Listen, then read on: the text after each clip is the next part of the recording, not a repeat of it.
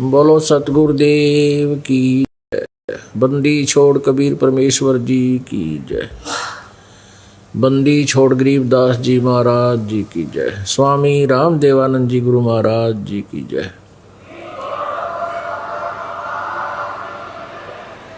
सर्व संतों की जय, सर्व भक्तों की जय, धर्मी पुरुषों की जय, श्री काशी धाम की जय, श्री छुडानी धाम की जय, श्री क्रोथा धाम की जय, श्री बरवाला धाम की जय। सत सही ग्रीव नमो नमो सतपुरुष को नमस्कार। गुरु की नहीं सुर नर मुनि जन साधुआ संतों सर्वसदी नहीं। सतगुरु साहेब संत सब डंडो तुम प्रणाम। आगे पीछे मध्य हुए तिन कुंजा कुर्बान। नराकार निर्विषम काल जाल भयभंजनम। निर्लेपम निज निर्गुणम अकल अनुबेशम धुनम। सोहम सुरति समापतम सकल समान नानिरतलय। उज्ज्वल हीरंबर हरदमम बेपरवा अथा है। वार पार नहीं मध्यतम। ग्रीव जो सुमरै सिद्ध होई। गणनायक गलता ना करो अनुग्रह सोई। पारस पद परवाना। आदि गणेश मनाऊं गणनायक देवन देवा। चरण कमल लो लाऊं आदंत करूं सेवा। परम शक्ति संगीतम रिद्धिदाता सोई। अवगत गुण अतीतम सतपुरुष निर्मोही। जगदम्बा जगदीशम मंगल रूप मुरारी। तन मन अर्पों शीसम भक्ति मुक्ति भंडारी। सुर नर मुनि जन ध्यावे ब्रह्मा विष्णु महेशा। शेष शेष मुख गावे पूज्य आदि गणेशा। इंद्र कुबेर सरीखा वरुण धर्म राय ध्यावे। समर्थ जीवन जी का मन इच्छा फल पावे। 33 कोटि आधारा ध्यावे शेष 88। उतरे भव जल पारा कट है यम की फांसी। 33 कोटि आधारा ध्यावे शेष 88। उतरे भव जल पारा कट है यम की फांसी। कर जोरूं विनती करूं धरूं चरण पर शीश। गुरु जी राम देवानंद जी महाराज ने दियो नाम बख्शीश। कोटि कोटि सिजदा करूं कोटि कोटि प्रणाम। चरण कमल में राखियो मैं बंदी जाम गुलाम। कुत्ता हूँ गुरु देव का रामपाल दास का नाम। गले प्रेम की जेवड़ी जाखे चोभा जाऊं। तो करो तो बावड़ू दूर दूर करो तो जाऊं। जो राखो तो ही रहूं। जो देव सो खाऊं। जय इब कै सतगुरु मिले। सब दुख आँखों रोए। चरणों ऊपर शीश धरूं। कहूँ जो कहनी होए। कबीर साईं मिलेंगे पूछेंगे कुशलात। आद अंत की सब कहूँ अपने दिल की बातें। गुरु जी तुम ना भूलियो। चाहे लाख लोग मिल जाएं हमसे तुमको बहुत हैं। तुम जैसे हमको नहीं। तुम्हारे विसारे क्या बने। मैं किसकी शरण में जाऊं। शिव ब्रंच मुनि नारदा तिनके हृदय न समा। अवगुण किए तो बहुत किए, अवगुण किए तो बहुत किए, करत न मानी हारे। भावे बंदा बख्श दियो, भावे गर्दन उतार। अवगुण मेरे बाप जी, बख्शो गरीब नवाज। जो मैं पूत कपूत हूँ, बोर पिता को लाज। मैं अपराधी जन्म का, नख सिख बरे विकार। तुम दाता दुख भंजना, मेरी करो संवार।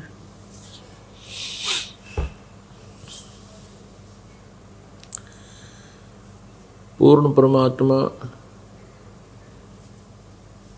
सारी सृष्टि के रचनहार कबीर देव, कबीर साहिब जी, ये वो परम अक्षर ब्रह्म है जिसके विषय में गीता जी अध्याय नंबर 15 के श्लोक नंबर 17 में कहा है कि उत्तम पुरुष है तू अन्य परमात्मा इति उदाहरते है। यह लोकतरम आविश्य विवर्ती अव्यय ईश्वर है। गीता जी अध्याय नंबर 15 के श्लोक नंबर 16 में दो प्रभुओं का वर्णन है, एक सरपुरुष एक अक्षर पुरुष। सरपुरुष को सरब्रह्म भी कहते हैं। पुरुष कहो, ब्रह्म कहो, राम कहो, साहब कहो, अल्लाह कहो, गॉड कहो, ब्रह्म कहो, पुरुष को। पुरुष माने प्रभु। और परमात्मा मनुष्य दृश्य है, इसलिए उसने अपना ही स्वरूप मनुष्य को दिया है। नर नारायण दे ही पाक है। और जकट्या न जम का फंद रे, तो इसलिए पुरुष का अर्थ परमात्मा है, लेकिन मनुष्य भी उसी का आकार होने से हमने अपने इस 5 तत्वों के पुतले का नाम भी पुरुष ही रख लिया। तो वास्तव में पुरुष माने प्रभु है। सरपुरुष या सरब्रह्म कहो, अक्षर पुरुष या अक्षर ब्रह्म कहो। गीता जी अध्याय नंबर 15 के श्लोक नंबर 16 में सरपुरुष और अक्षर पुरुष, सरब्रह्म और अक्षर ब्रह्म, इन दो प्रभुओं का जिक्र है, वर्णन है। और इनके विषय बताया कि ये दोनों सरपुरुष भी और अक्षर पुरुष भी, ये दोनों ही नाशवान हैं। इनके अंतर्गत जितने प्राणी हैं वो भी सारे शत्रुल, उनका भी वो भी नाशवान है। लेकिन जीव आत्मा अमर होती है, वो किसी की मरती नहीं। फिर गीता जी अध्याय नंबर 15 के श्लोक 17 में स्पष्ट किया कि उत्तम पुरुष है तू अन्य। ऊपरले जो सरपुरुष और अक्षर पुरुष के से अतिरिक्त अन्य कोई और है उत्तम पुरुष, यानी पुरुषोत्तम, श्रेष्ठ प्रभु, परम ईश्वर, परमेश्वर, परम ईश्वर। परम कहो, उत्तम कहो, श्रेष्ठ। तो परम प्रभु, परम ईश्वर, परम परमेश्वर, परम ईश्वर, परमेश्वर, ये तो कोई और है और वही सबका धारण पोषण करता है। वो वास्तव में अविनाशी परमात्मा है। तो वो परमात्मा कबीर देव है जो काशी में जुलाहे की भूमिका करके और 120 वर्ष तक यहाँ मनुष्य सदृश एक जनसाधारण की भूमिका करके हमारे लिए एक उदाहरण छोड़कर चले गए कि तुमने परमात्मा यदि पाना है और मेरे सचखंड में सतलोक में आना है तो मेरे जैसे ही तुमने क्रियाएं करो, अपना दैनिक कर्म भी करो। कर्तव्य जो कर्म है मनुष्य का, जो कर्तव्य कर्म कौन कौन से हैं? एक तो रोजी रोटी वाला कर्तव्य कर्म, बच्चों की परवरिश, उनका पालन पोषण कर्तव्य कर्म, और साथ में भक्ति भी कर्तव्य कर्म है, वो भी करनी चाहिए। उस परमेश्वर ने आकर ही हम सभी को यथार्थ ज्ञान दिया है, क्योंकि यहाँ का जो स्वामी है, जो सरपुरुष, गीता जी अध्याय नंबर 15 के श्लोक नंबर 16 में जिन दो पुरुषों के बारे में जानकारी दी है, प्रभुओं के बारे में, ये सरपुरुष जो है, सरपुरुष जिसको हम क्षर पुरुष बोल देते हैं, क्षर पुरुष, तो ये क्षर पुरुष जो है ये ब्रह्म है, ये ज्योति निरंजन है, ये काल है, ये 21 ब्रह्मांड का प्रभु है, पुरुष है, स्वामी है। और हम उन 21 ब्रह्मांडों में से एक ब्रह्मांड में हम यहाँ विद्यमान हैं। तो इसने 21 ब्रह्मांड में हम सभी को रोका हुआ है, हमें अपने जाल में फंसा रखा है। इसने सचखंड में, सतलोक में एक भयंकर गलती करी थी, उस गलती का परिणाम इसको भोगना पड़ रहा है कि ये 1 लाख मानव शरीरधारी प्राणियों का नित आहार करता है और 25% एक्स्ट्रा ये प्रतिदिन उत्पत्ति करता है। इसको ऐसी एक शराप लग गया, साप लग गया। उसके लिए इसने हमें अपने खाने के लिए यहाँ रोक रखा है और हम इसको ही सुप्रीम पावर मानते रहे, ब्रह्म को, जिसका ओम नाम है, ये काल है। इस काल ने हमें पूर्ण रूप से मिसगाइड कर दिया, परमात्मा का नामो निशान मिटा दिया। उस उत्तम पुरुष है तो अन्य, उस पुरुषोत्तम का नामो निशान मिटा दिया। स्वयं ये परमात्मा बन बैठा और सभी को कहता मैं ही प्रभु हूं। इसके विषय में परमेश्वर ने कहा कि ज्योत स्वरूपी ये कहे निरंजन, मैं ही करता भाई, एक न करता दो ना करता, ये 9 ठहराए भाई।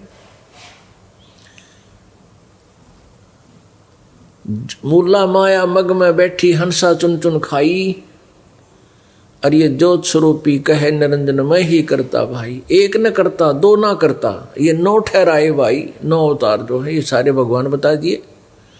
और 10वां जो आएगा भी निकलंक नाम से, कहते 10वां भी धुंधर में मिल जा, सत कबीर दुहाई। वो 10वां भी जो भगवान तुम्हारा आएगा वो भी ऐसे ही विनाश को प्राप्त हो जाएगा जैसे ये पूर्व अवतार चले गए। जैसे श्री कृष्ण जी के पैर में तीर लगा, विषाक्त तीर से उनकी मृत्यु हुई और ना जाने कितने पाप कर्म इकट्ठे कर ले गए। ऐसे श्री रामचंद्र जी ने रावण पर चढ़ाई की, करोड़ों आदमी मरवा दिए।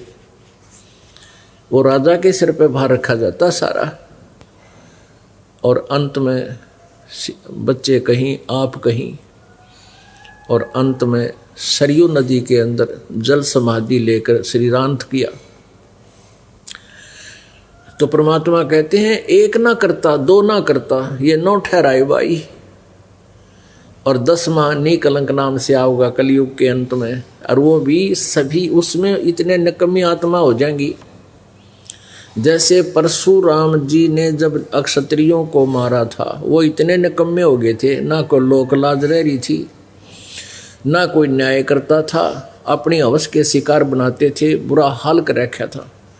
तो उनका फिर यही अंत होता है। यहाँ अंत लास्ट में कोई ऐसी शक्ति जो काल भेजा है, इन्हें गंडासा काटे, फिर ये तब ठीक होते हैं, फिर ये खत्म हो जाते हैं, नई जनरेशन आती है, उसको अपने हिसाब से सेट करते हैं। ऐसे ही कलयुग के अंत में कृतघ्नी प्राणी हो जाएंगे। नीकलंक नाम का एक 10वां अवतार, विष्णु अवतार कहते हैं उसको, वो आएगा और सिंभल नगरी में विष्णुदत्त शर्मा के घर पर उसका जन्म होगा। उसका शरीर बहुत लंबा चौड़ा और तगड़ा होगा, और वो तलवार से बहुत लंबी खड़ग होगी उसकी, और उस समय प्राणी का कद, आम प्राणी का कद बहुत छोटा हो जाएगा, ज़्यादा से ज़्यादा 1.5-2 फुट का, 2.5 फुट का, तो घना बड़ा तलवार दिखेगा उस समय। इसी स्थिति आ जाएगी। तो उस समय इनको काटेगा, सबको काट काट के खत्म करेगा, मारेगा, हत्या करेगा, और फिर वो भी ऐसे ही मृत्यु को प्राप्त होगा, दुर्गति को प्राप्त होकर मरेगा। तो उसके कर्म बिगड़वा कर जैसे औरों के बिगड़वाए, तो काल ऐसे इनको अपने जाल में फंसा कर रखता। तो परमात्मा कहते हैं, मुल्ला माया मग में बैठी हंसा चुन चुन खाई, ये जोत स्वरूपी कह निरंजन, मैं ही करता भाई, एक ना करता, दो ना करता, नौ ठहराए भाई, और 10वां भी धुंधर में मिल जा, सत्य कबीर दुहाई। कि सत्य माने अविनाशी, अविनाशी परमात्मा कबीर है, और बाकी कोई भगवान अविनाशी नहीं है, वो परम अक्षर ब्रह्म है। उस परमेश्वर ने आकर के कबीर देव जी ने हम भोली आत्माओं को जो काल के द्वारा भ्रमित ज्ञान के आधार से भिन्न भिन्न प्रकार की साधनाएं कर रहे थे, वो काल के जाल में फंसाए रखने का ही एक षड्यंत्र है इस काल भगवान का। उस षड्यंत्र का पर्दाफाश परमेश्वर ने आकर किया कबीर जी ने। अब परमात्मा हमें क्या ज्ञान देते हैं? राम नाम रटते रहो,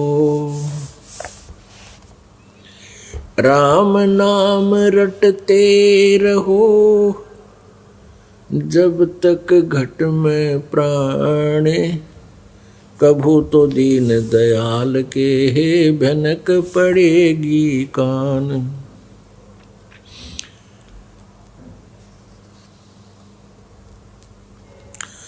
परमेश्वर कबीर देव जी ने जो रिहर्सल की, एक रोल किया, एक दुल्हे की भूमिका की, और साथ में वो तत्वदर्शी संत के रूप में भी अपना ज्ञान प्रचार करते थे। अपना दैनिक कार्य भी एक मनुष्यवत करते थे, मनुष्य की तरह।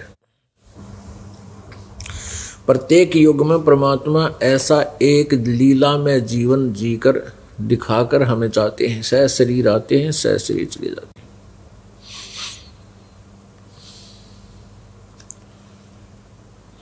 तो उन्होंने हमें यही ज्ञान दिया था कि आप जी प्रथम तो साधना गलत कर रहे हो। आप जी ने इस काल को परमात्मा मान रखा, जो 21 ब्रह्मांड का स्वामी है, जो तुम्हें यहां फंसाए हुए है, रोके हुए हैं। और इस काल भगवान ने अपने तीनों पुत्रों रजगुण ब्रह्मा, सतगुण विष्णु, तमगुण शिव जी के माध्यम से हम सब प्राणियों को बाई फोर्स यहां पर फंसा रखा है। जैसे गीता जी अध्याय नंबर 14 के श्लोक नंबर 3 से लेकर 5 तक ये गीता ज्ञानदाता श्री कृष्ण जी में प्रवेश करके यू काल बोल रहा है, ब्रह्म बोल रहा है, किस ब्रह्मांड का प्रभु सर्वपुरुष बोल रहा है। वो कहता है कि दुर्गा प्रकृति तो मेरी पत्नी है, और मैं इसके पेट में बीज स्थापित करता हूँ, जिससे सब प्राणियों की उत्पत्ति होती है। मैं सबका पिता हूँ, और दुर्गा प्रकृति सबकी माँ है, माता है।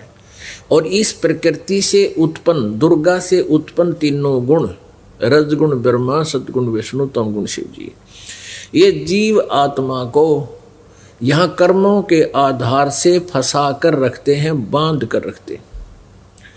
परमेश्वर ने आकर बताया कि नहीं, ये भी अपना पल्ला झाड़ दिया काल ने, और ब्रह्मा विष्णु महेश के सिर पर बांडा फोड़ दिया, इनके सिर पर ये बाहर रख दिया कि यही फंसा रहे हैं तीनों गुण। परमात्मा कहते हैं ब्रह्मा विष्णु महेश्वर माया, और ये काल, इसको धर्मराय भी बोलते हैं। और धर्मराया कहिए, इन पांचों मिल पर पंच बनाया, इन पांचों मिल पर पंच बनाया, वाणी हमारी लहिए। तो पुणात्मा, इसने तीनों गुणों के माध्यम से,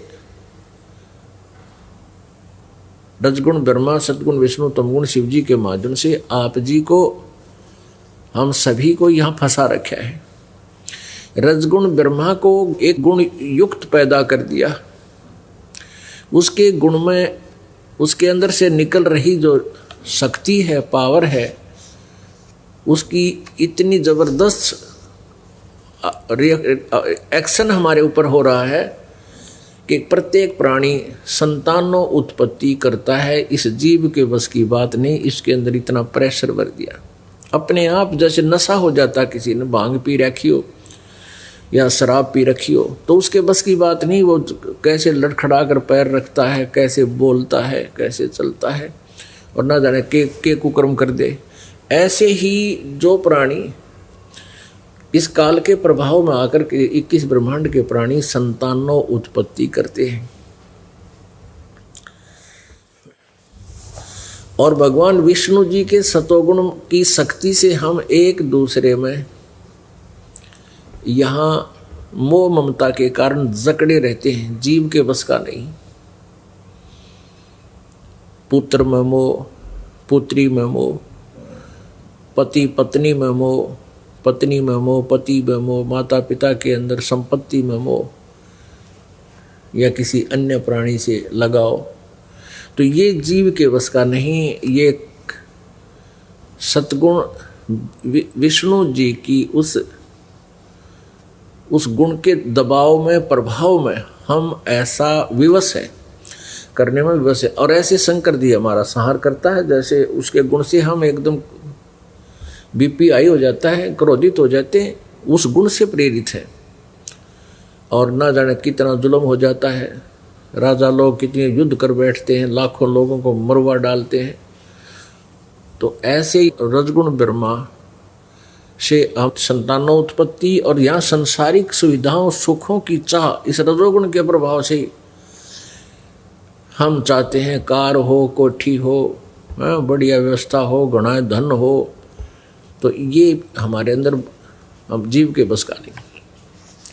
तो परमात्मा परमेश्वर कबीर देव जी आकर के हमें इस काल के जाल से परिचित कराते हैं, और फिर हम जो बुद्धिमान होते हैं उनके लिए फिर एक अवसर देते हैं चौथे युग में आके। चौथे युग की ये बिजली पीढ़ी, अब मोक्ष द्वार खुला हुआ है। अब जो सच्चे ढंग से मर्यादा में रहकर इस दास के द्वारा दिए हुए इस तीनों नाम के मंत्र और प्रथम मंत्र का जो आपको जाप दिया जाता है, विधिवत क्रिया करके अपना जीवन निर्वाह करते हैं, तो वो अब पार हो जाएंगे, मोक्ष हो जाएंगे, और हम वहाँ चले जाएंगे सतलोक में। सतलोक वो स्थान है जहाँ जो कभी विनाश नहीं होता, और वहाँ गए प्राणी को जरा और मरण नहीं होता। जरा मीन बुढ़ापा, वृद्धावस्था सबसे बड़ा कहर है इस प्राणी पे, और फिर मरण, मौत सबसे बूंदी। कोई भी प्राणी मृत्यु नहीं चाहता, कोई भी प्राणी, सबको मालूम है। और फिर भी मृत्यु डेफिनेट है, मृत्यु तो होगी ही होगी। हम क्यों नहीं चाहते? क्योंकि आत्मा को आभास है कि ये मरती नहीं थी, इसका जो वहाँ शरीर था वो नष्ट नहीं होता था। सतलोक के अंदर मृत्यु नहीं थी, मृत्यु नाम की चीज नहीं थी, ना कोई बुढ़ापा था। तो ये यहाँ हो ही नहीं सकता, इस ना तो स्वर्ग में, ना महास्वर्ग में, ब्रह्मलोक में, परब्रह्म के लोक में ये जरा और मरण समाप्त नहीं हो सकता। और जब तक जरा और मरण समाप्त नहीं होगा, हम सुखी नहीं हो सकते। तो सतलोक सुख सागर है, जहाँ कोई दुख नहीं, कोई कष्ट नहीं। वहाँ ऐसी ही सृष्टि है, ऐसा ही मानव है, मनुष्य जैसा हमारा शरीर है। अभी तक जितने भी संत हैं, पंथ हैं, ऋषि हैं, महर्षि हैं, अज्ञानतावश उनको परमात्मा का परिचय हुआ नहीं, उनको परमात्मा का साक्षात्कार हुआ नहीं। तो इसलिए उन्होंने अज्ञान आधार से, सुनी सुनाई दंत कथाओं से, लोक वेद के आधार से परमात्मा को निराकार बताया है। और सतलोक में सतपुरुष को भी निराकार बताया है, केवल प्रकाश ही प्रकाश बताया है। ये बिल्कुल गलत है। और ये सचखंड का जिन्होंने ठेका ले रखा सचखंड वाला, ये राधा स्वामी पंथ, धनधर सदगुरु पंथ, बाल सर, ये क्या नाम है, जय गुरुदेव का पंथ, और ये कृपाल मिशन आदि ठाकुर जी, ये सब राधा स्वामी पंथ का ही, एक ही कुएं का जल है, राधा स्वामी पंथ का ही ये उसी ज्ञान को आगे प्रचार कर रहे हैं। और इनको कह का पता नहीं सचखंड और सतलोक के बारे में। ये कहते हैं सचखंड के अंदर प्रकाश ही प्रकाश है, परमात्मा निराकार है, और आत्मा परमात्मा में ऐसे मिल जाती है जैसे समुद्र में बूंद मिल जाती है। पुण्यात्माओं, अगर ऐसी अवस्था है, वहाँ भगवान है नहीं, निराकार है, तो हम के टिंडे लेंगे वहाँ जाके? हम क्या करेंगे? हम भगवान के लिए तड़फ रहे हैं, परमात्मा की चाह में हम भटक रहे हैं, उसके दर्शन करें, उसको देखें।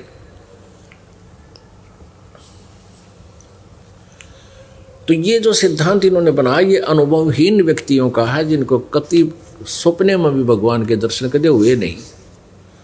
परमात्मा ने बताया है कि वहाँ पर बहुत सुंदर बाग बगीचे हैं, सदाबहार वृक्ष हैं, फलदार वृक्ष हैं, बहुत सुंदर मेवा है, बहुत अच्छे स्वादिष्ट मेवा है, वहाँ के स्वादिष्ट फल हैं, और सदाबहार हैं, उनमें कभी पतझड़ नहीं आती, वहाँ कोई जरा मरण नहीं होता, और वहाँ सदा युवा रहते हैं। और ऐसे ही आपकी संतान होगी, वो कभी नहीं मरेगी। आपको अपने बच्चे कितने प्यारे लगते हैं, और बच्चों को अपने माता पिता भाई बहन कितने अच्छे लगते हैं, कितना प्यार है आपस में। तो पुण्यात्माओं, ये प्यार है, अच्छी बात है, लेकिन यहाँ धीरे धीरे करके ना जाने किसका नंबर आ जावे, कब आ जावे, और टक्कर मार मार कर शेष परिवार रो रो का रोदन मचाता है, और कुछ हाथ नहीं लगता। तो हमने ये एक उद्देश्य बना लो अपने जीवन का, हमने अपनी रोजी रोटी के लिए भी कुछ करना ही पड़ेगा, और फिर हमने मरना भी पड़ेगा। ये अपना गांठ लगा लो, यानी इसको एक विशेष इम्पोर्टेंट पॉइंट पर को नोट कर लो, विशेष स्थान पर, कि हमने मरना भी पड़ेगा, और जिनको हम अपना मान रहे हैं इनको हमने त्याग कर जाना भी पड़ेगा। तो ये अपने कहाँ हुए, ये हमारे कहाँ हुए? ना बेटा अपना, ना बेटी अपनी, ना कार अपनी, ना कोठी अपनी। परमात्मा कहते हैं जब काया तेरी है नहीं, इस माया के चिचड़ हो रहे, माया कहाँ से हो, तेरी माया कहाँ से होगी? तो चरण कमल में ध्यान रखो, इन दोनों ने खो, यानी ना तो काया तेरी ना माया तेरी। इसको खोने का तात्पर्य कि इसमें आस्था हटा या तेरी नहीं है, तो यहाँ से तो हमने जाना ही पड़ेगा। और कहते जहाँ आशा ता बासा होई, मन कर्म वचन सुमरियो सोई। इब जैसे मरते समय आपकी आस्था बच्चा में रहेगी, तो यहीं आके अगर तुमने भक्ति तो कर रखी है तो मनुष्य का जन्म हो जाएगा, बेटा बेटी उन की बन जाओगे, आकर के पोता पोती के रूप में जन्म ले लोगे। और यदि भक्तिहीन प्राणी है तो वहाँ कोई पशु बनेगा, आकर कुत्ता बन जाएगा उस गली में, फिर कड़मा मारेंगे लठ, बालक भीतर बढ़ गया था, जो मकान में प्रवेश कर गया था। तो इस बात को ध्यान रखें कि ये अपने नहीं हैं, ये परमात्मा ने के बच्चे हैं, और हम इनके सेवक हैं। उस परमेश्वर ने इन बच्चों की परवरिश के लिए हमें नौकरी दे रखी है, ये मालिक के बच्चे हैं। तो इनमें मोह नहीं हो सकता आपका, लेकिन यह बात बहुत देर तक सेट होएगी और आते जाएगी ठिकाने बात, क्योंकि ज्ञान के सुनने से और भक्ति के बढ़ने से अपने आप एक ऐसी व्यवस्था बन जाएगी मन में, आप चाहते हुए भी इनको अपना नहीं मान सकते। एक तो ज्ञान होता है, ज्ञान से बात नहीं बनती, और ज्ञान के बिना भी नहीं बनती, क्योंकि ज्ञान से तो पता चलेगा।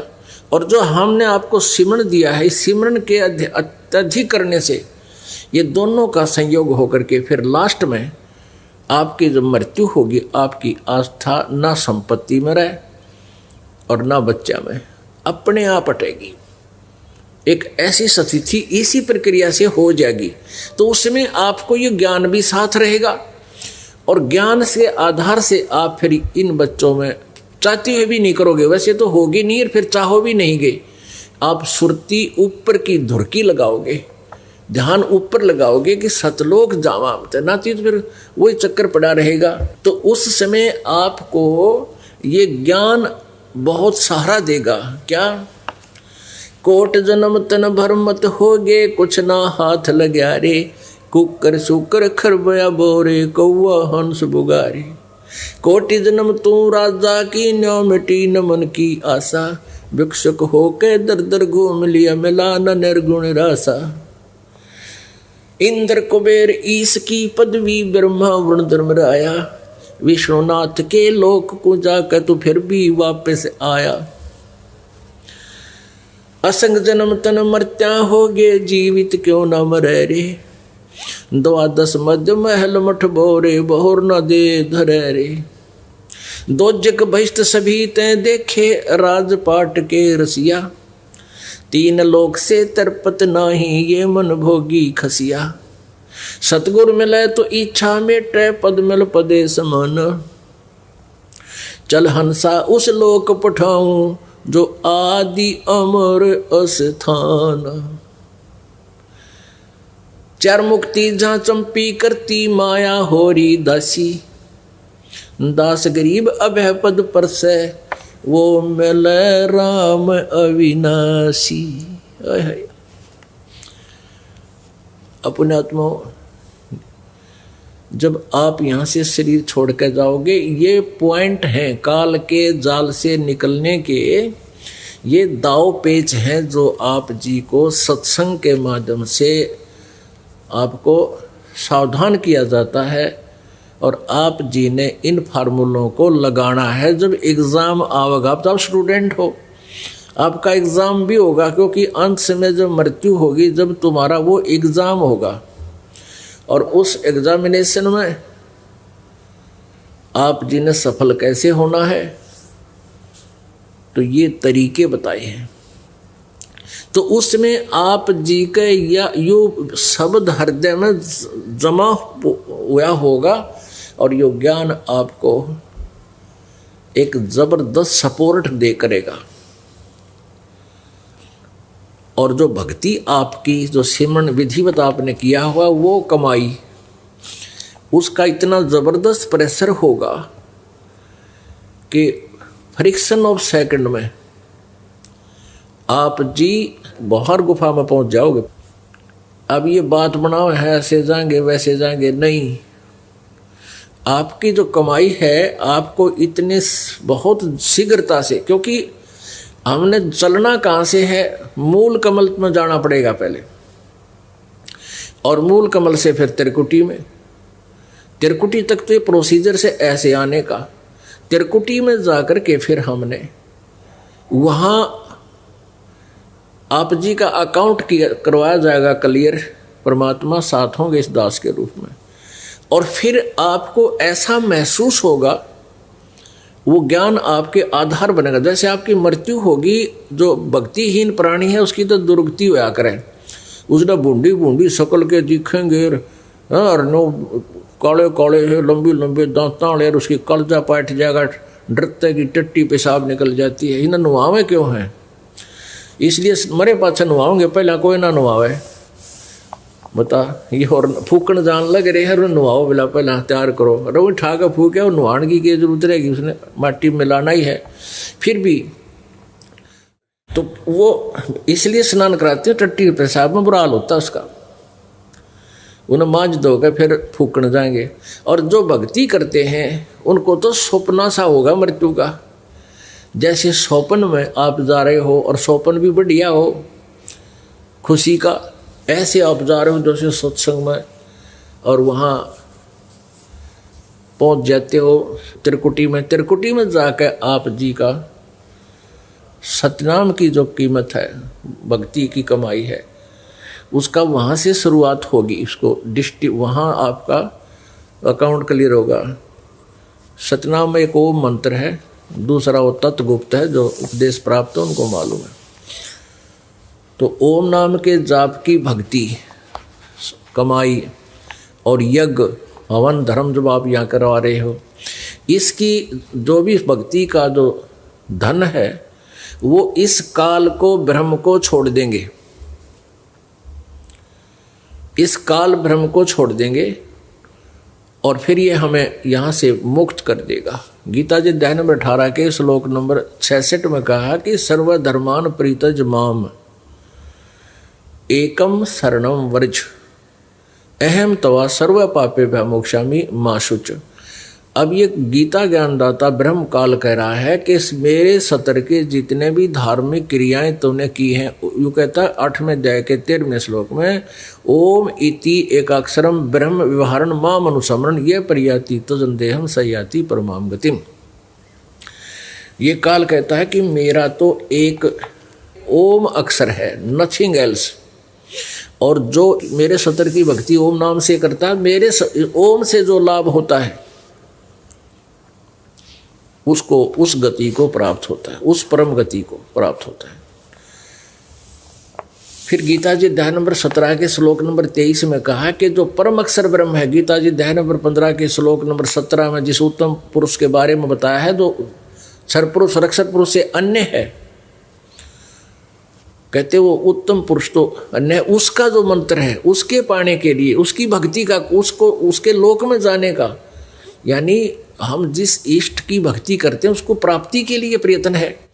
तो हमने उस परमात्मा उस ब्रह्म की तत्ब्रह्म परम अक्षर ब्रह्म को पाने के लिए कौन सी क्रियाएं करनी है, उसके 3 मंत्र का जाप है। गीता जी अध्याय नंबर 17 के श्लोक नंबर 23 में ओम तत्सत इति निर्देश ब्रह्मण तिर्विधे समर्थ है ब्राह्मणा तेन वेदा च पुरा विहिता यगा विहिता। तो कहने का भाव ये है कि जो उस परम अक्षर ब्रह्म सच्चिदानंद घन ब्रह्म के लोक में जाने का, उसको पाने का इस 3 मंत्र का जाप है। ओम तत्सत, ओम त ब्रह्म का, और तत् ये सांकेतिक है, ये अक्षर पुरुष यानी परब्रह्म का, और सत ये भी सांकेतिक है, दास बताओगा, और ये है परम अक्षर ब्रह्म का।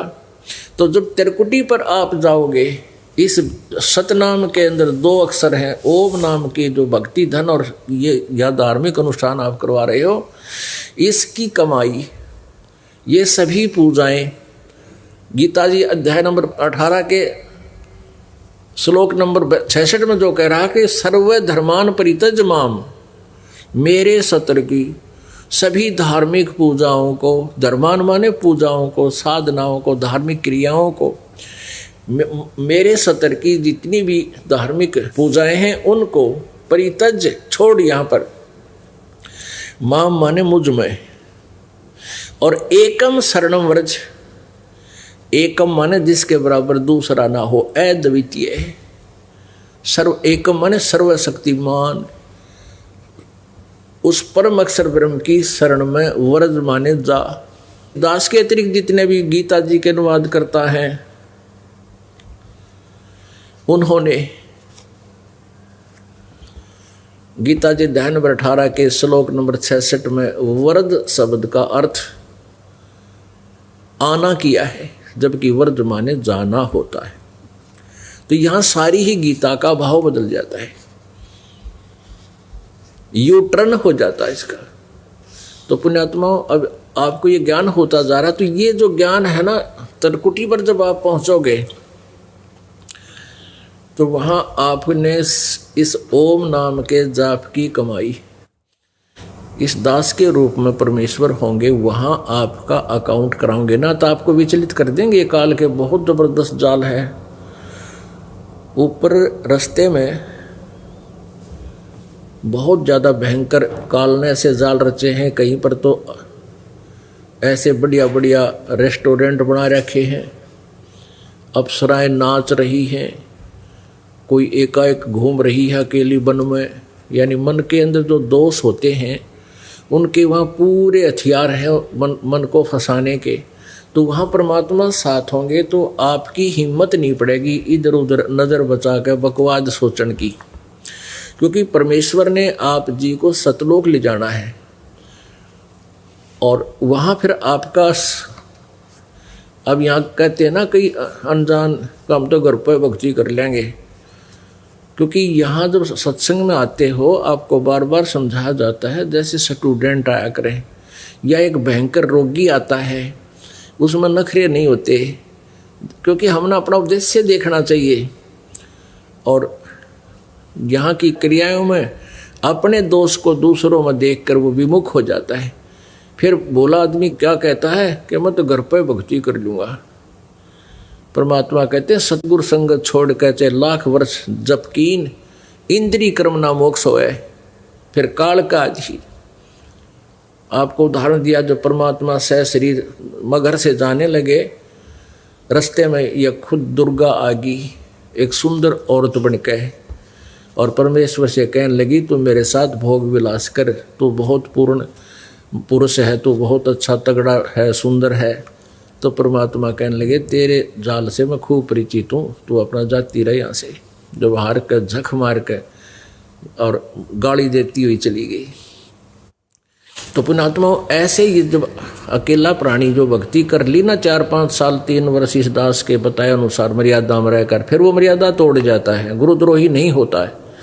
गुरुद्रोही का तो नाश होगा सीधा ही, वो तो सीधा नरक में जाएगा। तो वो भक्ति फिर ऐसे फंसेगा रास्ते में, फिर उसको काल पता नहीं कहाँ ले जाएगा, हाँ देवता बना देगा और फिर गधा बना देगा, उसकी पूंजी समाप्त करवा के।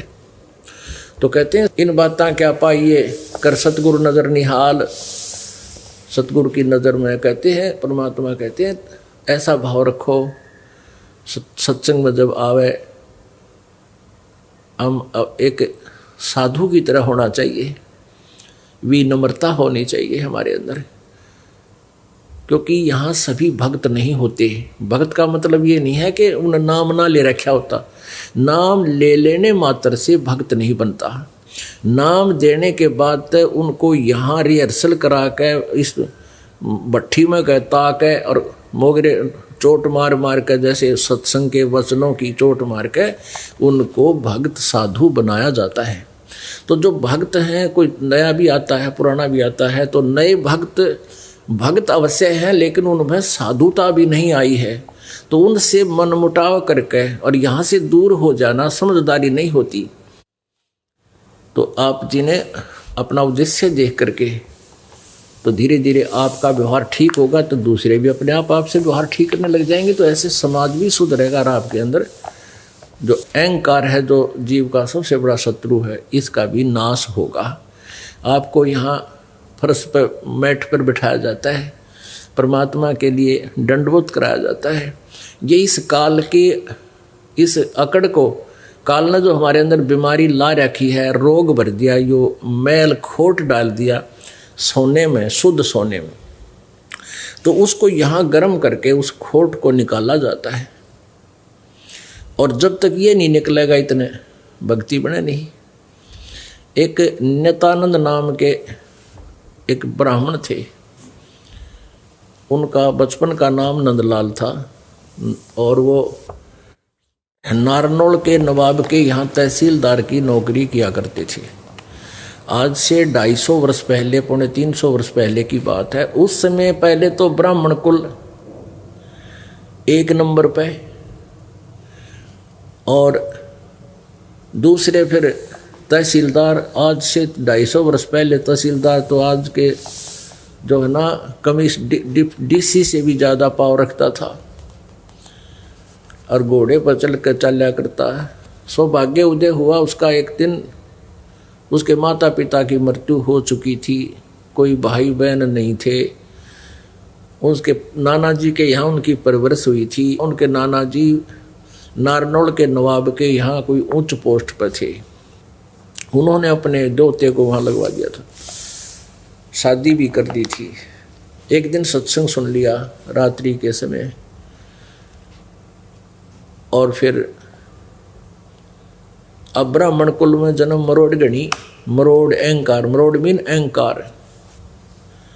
इतनी मरोड़ में अहंकार था कि पहले तो ब्राह्मण में इतनी अहंकार होया करता, पहले अन्य जाति वालों से बचकर निकालते थे, अपने को श्रेष्ठ मानते थे।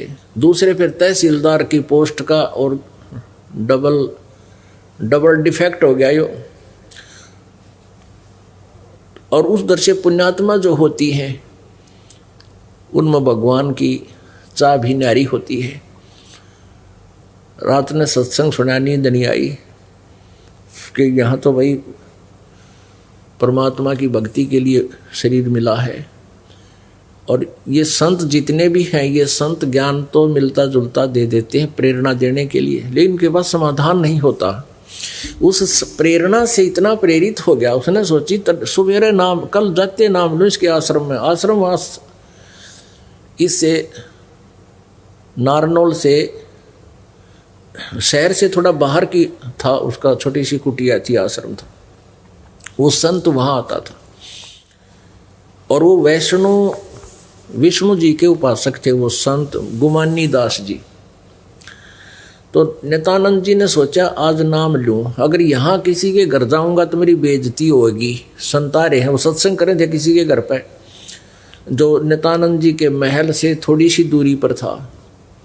तो उसमें अभिमान था कि यदि यहाँ जाकर मैं भिक्षा दान की दीक्षा लूँगा, नाम की दीक्षा लूँगा, नाम दान लूँगा, तो लोग मेरी हंसी करेंगे, मेरी बेइज्जती होगी। एक तो तहसीलदार और ऊपर तो ब्राह्मण है।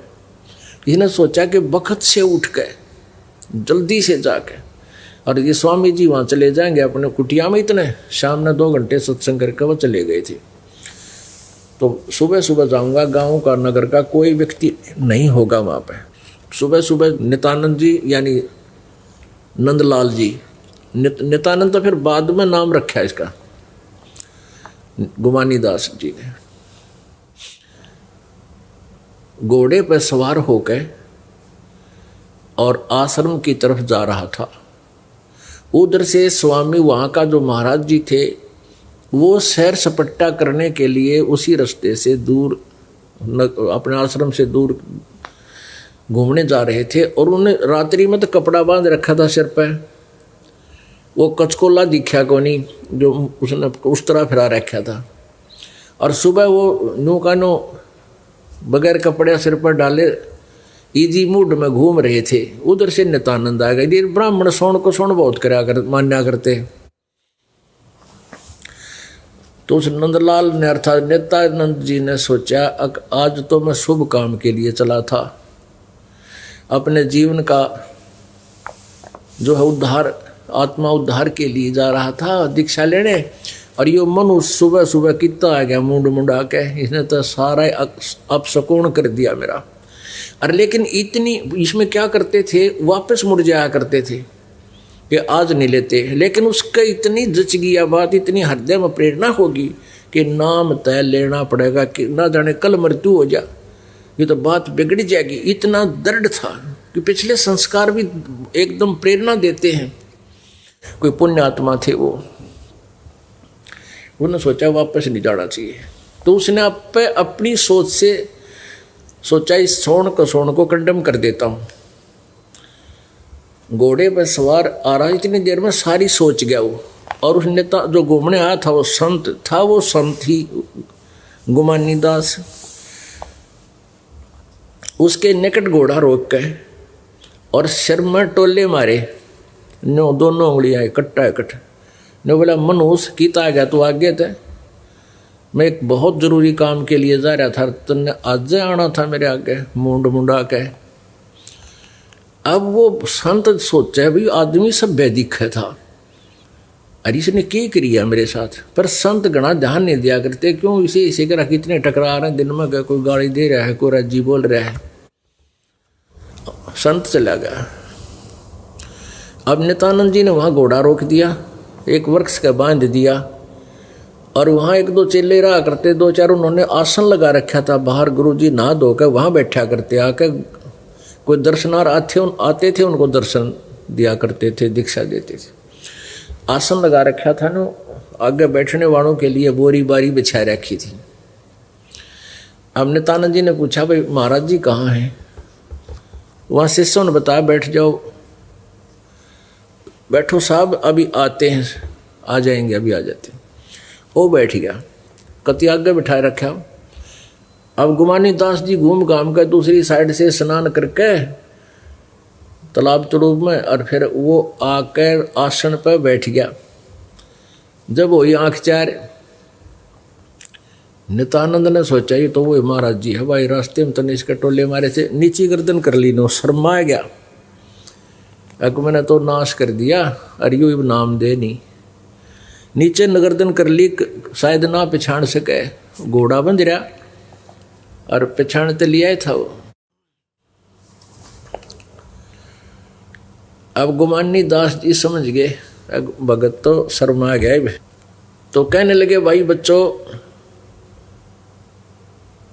कोई व्यक्ति कुम्हार के यहाँ से मटका लेने जाता, घड़ा, और उसको वो बजा के देखा करे, एक अन्य का घड़ा लेने जाता है, उसको ऐसे मार के देखा करे खरा से खोटा, इसमें कोई डिफेक्ट तो नहीं है।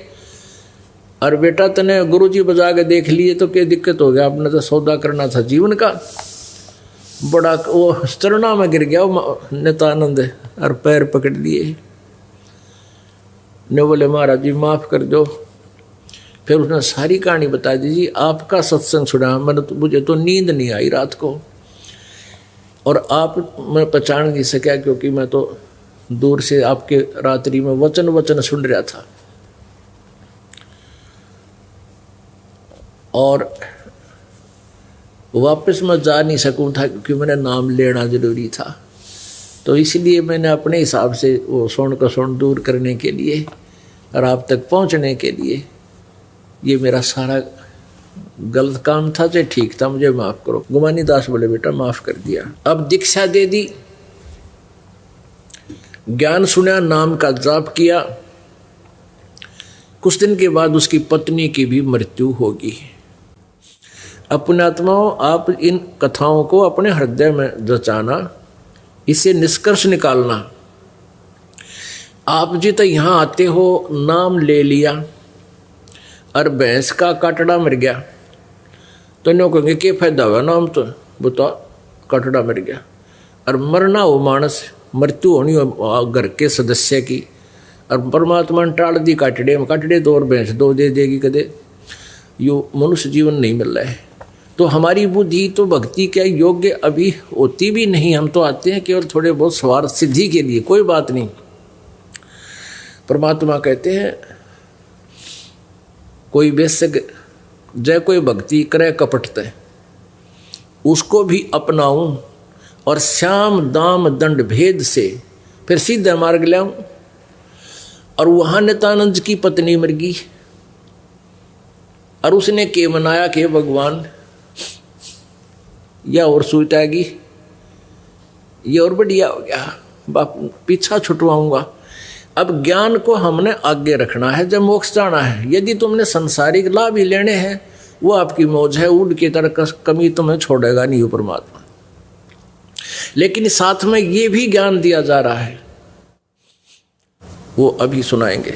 तो उसके बाद उस नित्यानंद जी को ज्ञान हुआ और भक्ति का दबाव उसके अंदर प्रभाव खूब हुआ, जैसा भी नाम उसके गुरु ने दिया।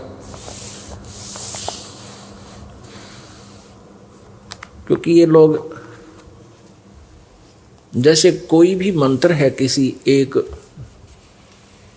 जैसे ओम मंत्र है, इससे भी सिद्धियां आ जाती हैं। जैसे गायत्री मंत्र था, यो है तो यजुर्वेद अध्याय नंबर 36 का मंत्र नंबर 3 है। इसका अगर ओम शब्द लगा के इन्होंने इसको बिगाड़ लिया और गायत्री मंत्र बना दिया। यदि इस एक मंत्र का जाप बार बार करते रहोगे, इससे भी कुछ सिद्धियां आ जाती हैं, मोक्ष नहीं होता।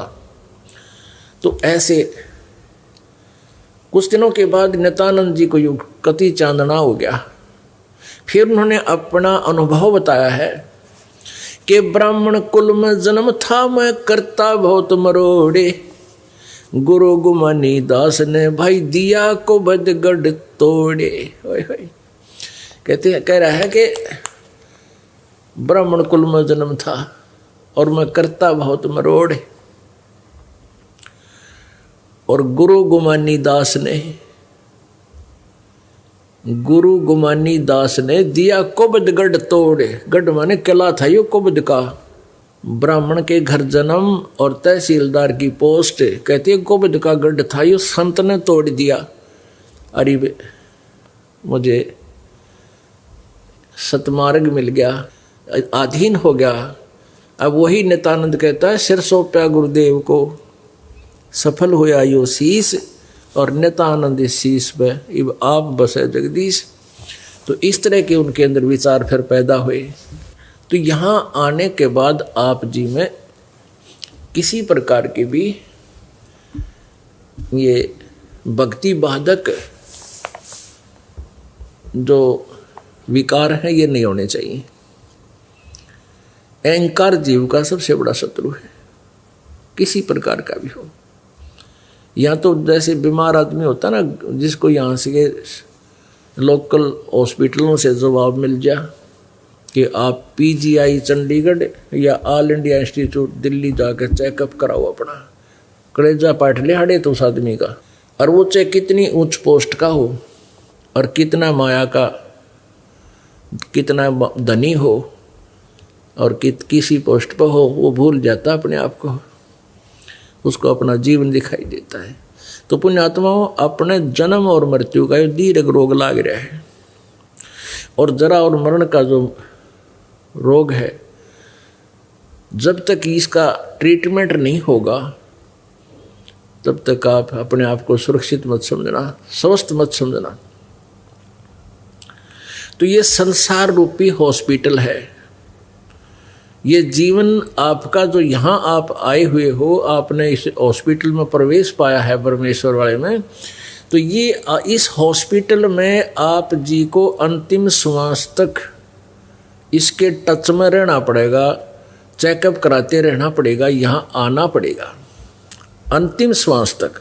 जब आपकी मृत्यु होगी तब आपका इस हॉस्पिटल से छुटकारा होगा।